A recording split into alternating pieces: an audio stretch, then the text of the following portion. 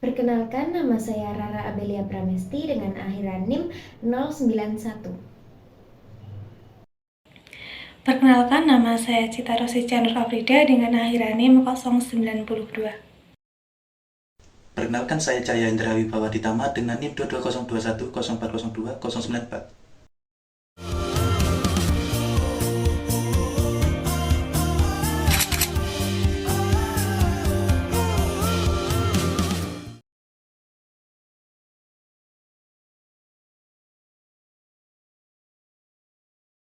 Mari kita mulai memahami definisi konstruktivisme itu sendiri. Kalian tahu nggak sih apa itu konstruktivisme? Jadi, secara etimologis, konstruktivisme ini terdiri dari dua kata, yakni bentuk kata konstruktif dan isme. Konstruktif itu sendiri yang berarti membangun, membina, memperbaiki. Sedangkan isme dalam Kamus Bahasa Indonesia bermakna paham atau aliran. Sedangkan konstruktivisme dalam filsafat pendidikan memiliki penekanan bahwa pengetahuan sebagai bentuk konstruksi personal secara kontekstual sehingga membangun tata susunan kehidupan yang modern. Lalu dalam konstruktivis dalam pembelajaran mengatakan bahwa anak-anak diberi kesempatan dalam memakai strateginya sendiri dalam belajar secara mandiri, sehingga guru hanya berperan dalam membimbing siswa menuju ke ranah pengetahuan yang lebih tinggi. Lalu, adapun beberapa ahli juga memiliki pendapat lain mengenai teori ini. Seperti yang dikatakan Tobroni tahun 2015, ia berpendapat jika teori konstruktivisme merupakan teori yang memberikan kebebasan kepada manusia untuk menemukan apa yang diinginkan dan memberikan kesempatan apa yang dibutuhkan oleh orang tersebut. Lalu, adapun tujuan konstruktivisme, yakni yang pertama, mengembangkan siswa menjadi pemikir yang lebih mandiri. Yang kedua, memberikan konsep dan pemahaman kepada siswa secara lengkap. Yang ketiga, menumbuhkan rasa tanggung jawab sebagai motivasi dalam kegiatan belajar siswa. Dan yang terakhir, menstimulasi siswa untuk mengajukan pertanyaan dan membuat pertanyaan. Jadi dapat disimpulkan dari penjelasan yang di atas bahwa teori konstruktivisme merupakan sebuah teori yang memiliki sifat membangun baik dari segi kemampuan, pemahaman dalam sebuah proses pembelajaran. Selanjutnya ada asumsi dalam teori konstruktivisme.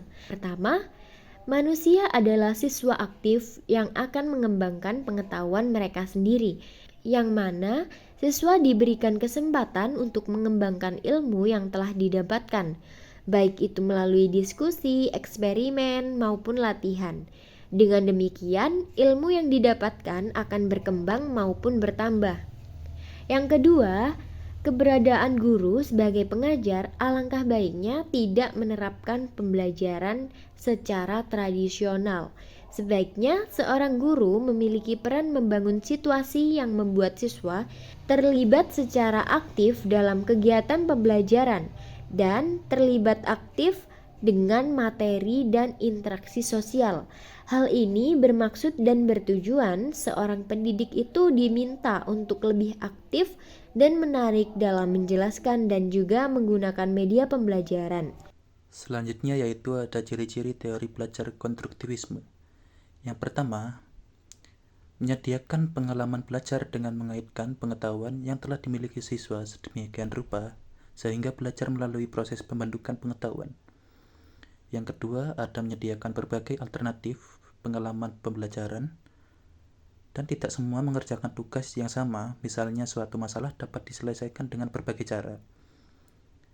Selanjutnya ada mengintegrasikan pembelajaran dengan situasi yang realistis dan relevan dengan melibatkan pengalaman konkret, misalnya untuk memahami suatu konsep melalui kenyataan kehidupan sehari-hari.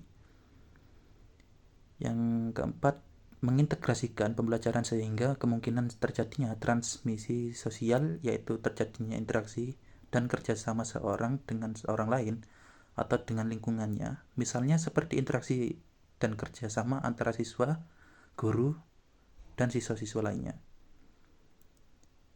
Yang kelima, ada memanfaatkan berbagai media, termasuk komunikasi lisan dan tertulis, sehingga pembelajaran menjadi lebih maksimal. Yang keenam, ada terlibatnya siswa secara emosional dan sosial, sehingga memicu siswa untuk belajar.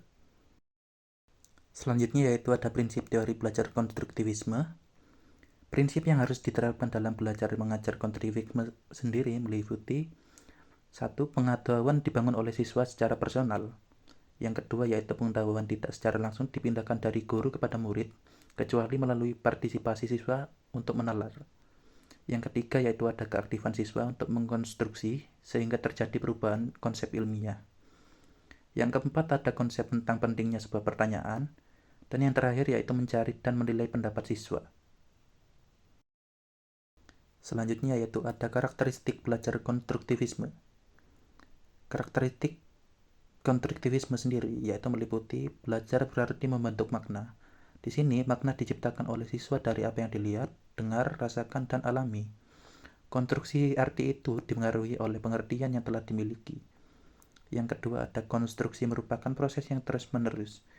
Setiap kali berhadapan dengan fenomena atau persoalan yang baru, siswa akan selalu mengadakan rekonstruksi. Yang ketiga yaitu ada belajar bukanlah kegiatan mengumpulkan fakta, melainkan suatu proses pengembangan pemikiran dengan membentuk suatu pengertian yang baru. Belajar bukanlah satu hasil perkembangan, melainkan perkembangan itu sendiri, yang menuntut penemuan dan pengaturan kembali pemikiran seseorang. Yang keempat yaitu proses belajar yang sebenarnya terjadi pada waktu skema seorang dalam kesenjangan yang merangsang pemikiran lebih lanjut.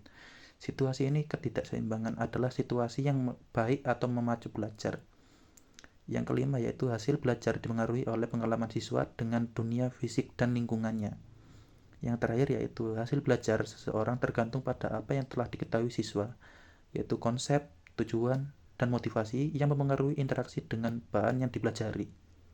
Materi yang berikutnya yaitu kelebihan dan kekurangan teori belajar konstruktivisme. Yang pertama ada kelebihan. Pertama, dalam aspek berpikir, yakni proses membina pengetahuan baru, murid berpikir untuk menyelesaikan masalah, menemukan ide, dan membuat keputusan. Kedua, dalam aspek pemahaman, yakni pemahaman yang akan didapatkan para siswa semakin kuat. Siswa terlibat secara langsung dalam mencari pengetahuan baru, sehingga mereka akan lebih paham dan dapat mengaplikasikannya dalam segala situasi. Yang ketiga, dalam aspek mengingat, yakni setelah adanya proses berpikir dan meningkatkan pemahaman siswa, otomatis siswa akan lebih lama mengingat semua konsep yang telah didapatkan dari proses pemecahan masalah. 4. Dalam aspek kemahiran sosial, yakni kemahiran sosial yang diperoleh ketika siswa berdiskusi, mengemukakan pendapat, dan pertanyaan kepada teman diskusi.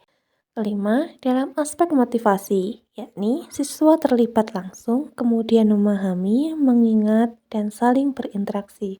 Mereka akan merasa termotivasi dan akan terus belajar untuk memperoleh pengetahuan yang baru. Berikutnya ada kelemahan teori konstruktivisme. Yang pertama, siswa mengkonstruksi pengetahuannya sendiri sehingga tidak jarang bahwa hasilnya tidak cocok dengan kaidah ilmu pengetahuan dan menyebabkan miskonsepsi. Yang kedua, konstruktivisme menanamkan agar siswa membangun pengetahuannya sendiri. Hal ini pasti membutuhkan waktu yang lama dan setiap siswa memerlukan penanganan yang berbeda. Ketiga, kondisi sekolah yang berbeda. Karena semua sekolah tidak memiliki sarana dan prasarana yang sama yang dapat membantu kreativitas dan keaktifan siswa, hal ini tentu memengaruhi dalam proses belajar siswa dan dalam penerapan teori konstruktivisme. Materi berikutnya yaitu konstruktivisme dalam belajar bahasa. Yang pertama ada membaca. Membaca merupakan kegiatan yang bertujuan untuk memperkuat pemahaman mengenai materi yang tengah dipelajari. Guru sering menggunakan kegiatan membaca untuk mengenalkan siswa kepada materi yang akan dipelajari. Dengan begitu, siswa dapat mengkonstruksi pengetahuan awal dengan sendirinya. Kedua, ada menyimak. Menyimak dapat digunakan sebagai kegiatan yang dapat digunakan untuk memahami materi lebih baik. Guru menggunakan kegiatan menyimak pada saat siswa membaca materi. Siswa yang ditunjuk membacakan materi dan teman-temannya diminta untuk menyimak. Yang ketiga yaitu ada penyampaian pendapat. Guru melakukan tanya jawab pada siswa untuk mengetahui seberapa jauh pemahaman siswa. Dengan adanya kegiatan ini, guru secara tidak langsung menstimulus siswa untuk mengungkapkan pendapatnya. Keempat, ada mempresentasikan. Mempresentasikan hasil pekerjaan membuat siswa aktif menyampaikan hasil diskusi atau hasil pemahaman dari siswa yang diberikan tugas oleh guru. Selain itu, mempresentasikan hasil tugas juga membantu guru dapat secara langsung mengevaluasi hasil pekerjaan siswa tersebut. Yang kelima, pemberian tugas. Pemberian tugas dapat sekaligus menjadi evaluasi tentang pemahaman materi untuk siswa. Berdasarkan tugas yang diberikan guru, cukup beragam, mulai dari yang dikerjakan secara individu, berpasangan, maupun berkelompok. Yang keenam ada mengevaluasi.